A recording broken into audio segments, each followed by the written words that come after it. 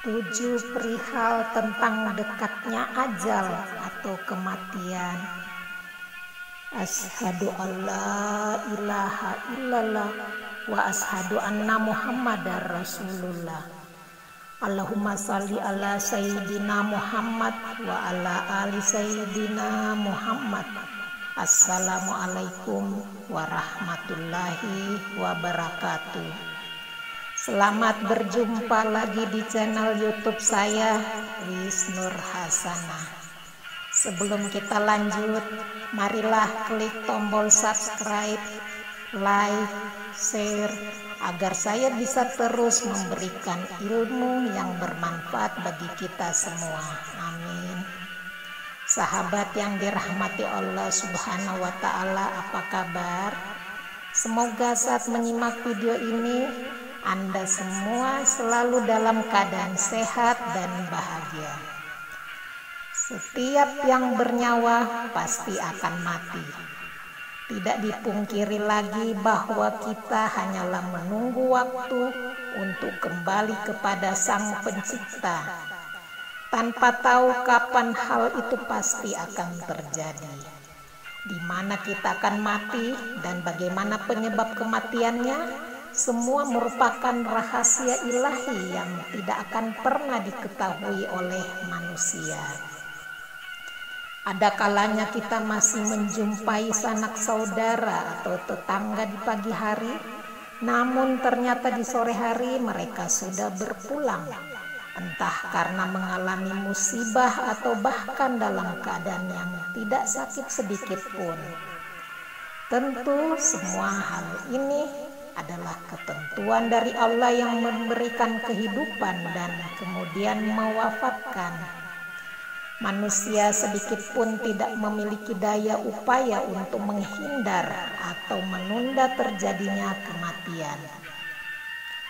Sebagaimana firman Allah Subhanahu wa Ta'ala berikut ini, sesungguhnya Allah hanya pada sisinya sajalah pengetahuan tentang hari kiamat, dan dialah yang menurunkan hujan dan mengetahui apa yang ada di dalam rahim.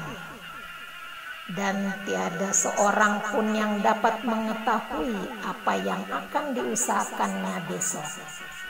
Dan tiada seorang pun yang dapat mengetahui di bumi mana dia akan mati. Sesungguhnya Allah Maha Mengetahui lagi Maha Mengenal. Quran Surah Luqman ayat 34. Hanya saja dengan bekal keimanan dan ketakwaannya, seseorang bisa saja lebih peka terhadap tanda-tanda kematian yang akan mendatanginya. Sebagaimana para nabi, para aulia yang diriwayatkan telah mengetahui tanda-tanda akan datangnya kematian, sehingga beliau pun mempersiapkan diri dalam menghadapi sakaratul maut. Adapun 7 perihal tentang dekatnya ajal atau kematian seseorang menurut ilmu hakikat antara lain: 1. Kematian adalah salah satu bidang ilmu pengetahuan yang bisa dipelajari dari guru-guru yang pernah mengalami atau menjalaninya. Kita harus bisa menaklukkan kematian, sebab kematian itu sebelumnya datang dan menaklukkan kita. Kematian menjadi rahasia karena kita tidak mengetahuinya. Akan dibawa kemana diri ini kalau kita tidak tahu arah tujuan kita setelah mati. 2. Kematian adalah sesuatu yang tidak datang begitu saja, tapi akan memberikan tanda-tanda sesuai dengan tingkatan ilmu yang kita miliki. Kalau kita tidak mengenalinya, maka dia akan memberitahukan melalui isyarat. Tapi bagi yang telah makom atau tingkatan keilmuannya atau kedudukannya, maka dia akan datang langsung memberitahukan agar kita bisa mempersiapkan segala sesuatunya sebelum kembali menghadap Sang Pencipta. 3. Kematian adalah sesuatu anugerah Tuhan kepada umatnya, karena kita akan merasakan kenikmatan yang terasa amat sangat, melebihi kenikmatan yang kita pernah rasakan di dunia ini. Inilah yang dinamakan nikmat kiamat. Dan setelah itu akan ada hari kebangkitan atau awal dari kehidupan yang baru, pada dimensi yang sama atau berbeda, tergantung dari ilmu dan sewaktu kita di dunia ini. 4. Kematian adalah sesuatu siklus dalam kehidupan yang sangat panjang dan sering kita alami, tapi kita lupakan karena akal pikiran kita dibatasi untuk mengingat hal-hal yang telah terjadi pada dimensi yang lain. Mungkin dulu sebelum jadi manusia kita pun pernah hidup sebagai jenis-jenis yang lain, karena hakikatnya yang hidup takkan pernah mati, hanya kita berganti alam saja. 5. Kematian adalah bergesernya nyawa sebagai penyambung roh dengan jasad dalam diri kita.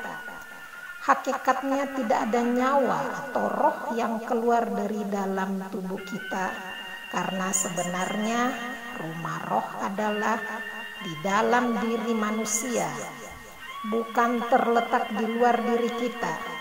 Inilah yang harus kita pelajari dalam tidur atau pada saat sholat, karena sesungguhnya dalam kondisi itu kita telah fana, yang tersisa hanya hayat dan ilmu.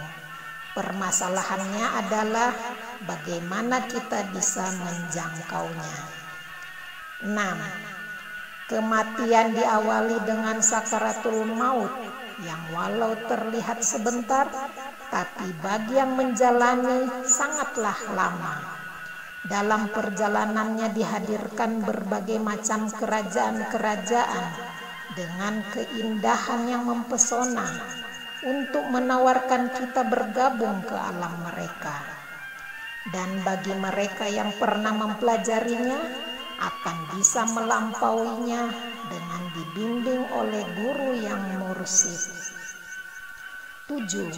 Kematian adalah kesempatan untuk kita meningkatkan mutu kehidupan menjadi yang lebih baik lagi, karena inilah pintu reinkarnasi, dan pada level yang tertinggi semua ini menjadi pilihan bagi kita, karena dengan ilmu yang dimilikinya dia bisa memanggil siapa yang dia kehendaki untuk hadir.